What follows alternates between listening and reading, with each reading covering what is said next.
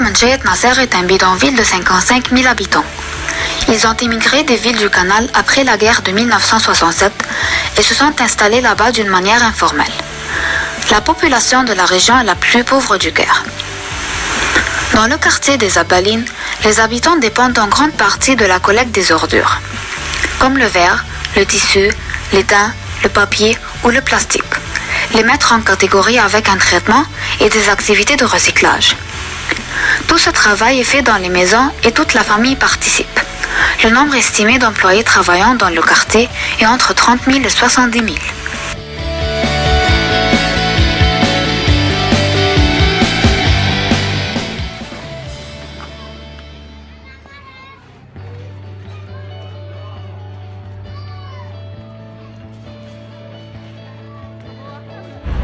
Ils sont responsables d'à peu près 40% des ordures de toutes celles du Caire, alors à peu près 15 000 tonnes par jour. Ils recyclent entre 80 et 85% des ordures. En le comparant avec les entreprises traditionnelles de recyclage de 50% et parfois 20%, le quartier excède 4 fois ces entreprises. Agriculteurs de subsistance qui ont commencé à immigrer de la Haute-Égypte, de l'Oasis et Assiout dans les années 1940 sont les principaux habitants du Mokattam, du Torah et des autres villages de déchets. En 1947, à peu près 30 personnes ont décidé d'inventer une charrette en bois traînée par les animaux pour ramasser les ordures du Caire.